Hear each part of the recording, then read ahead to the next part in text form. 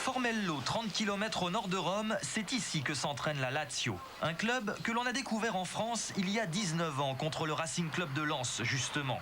Souvenez-vous, automne 1977, battu 2-0 à Rome en 16e de finale aller de la Coupe de l'UEFA, Lens et Didier Six, auteur de 3 buts, font exploser la Lazio 6-0 au retour et se qualifient. Presque 20 ans plus tard, les deux clubs se retrouvent.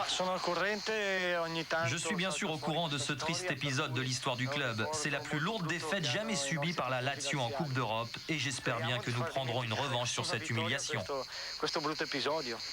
Entraîné par le Tchèque Zeman, adepte du football offensif, la Lazio est donc une équipe plutôt portée vers l'attaque. Proti, meilleur buteur du Calcio l'an passé avec Signori justement, a quitté Bari pour renforcer la Lazio.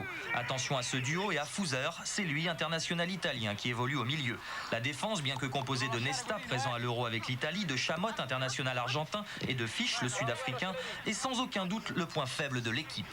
Surtout, Kaziragi, l'avant-centre de la Squadra Azzurra, et Nedved, l'international tchèque, seront suspendus au match aller. Une chance supplémentaire pour les Lensois qui n'ont aucun complexe à faire. Les clubs français ont prouvé depuis l'an passé qu'ils pouvaient plus que rivaliser avec les clubs italiens. Si on se souvient que Nantes avait été éliminé en demi-finale de la Ligue des Champions par la Juventus, on se rappelle surtout des qualifications de Paris et de Bordeaux face à Parme et au Milan AC, sans oublier l'Olympique Lyonnais, tombeur de la Lazio de Rome.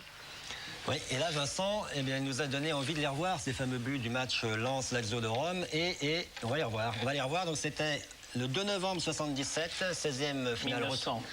1977, il est utile de le préciser, je crois, effectivement. 16e de finale retour UEFA. Lens a perdu 2-0 à l'aller. Et Pierre Cangeni et Jean Rénal, que vous allez entendre en direct, enfin pas en direct aujourd'hui, en direct à l'époque, n'en croyaient pas leurs yeux. Ils sont venus pour ça. On joue pratiquement la dernière minute avant la mi-temps. Il est fort dommage, effectivement, que Lens n'ait pas pu marquer ce but qui aurait complètement déroulé la partie. Et pourquoi pas dans la dernière minute. Soyons optimistes jusqu'au bout. On a vu la déviation de Françoise ici. Et attention, il y a Didier Six. Ça repart par Kravzik, par Didier Six, ça va très vite. Attention au tir de Didier Six. Un tir terrible, il y est. Un tir terrible de Six. Mais oui, Lens mène par 2-0. Leclerc qui a à sa gauche Joly. Il donne la balle à Joly. Quel travail il a fait ce Joly en défense comme en attaque.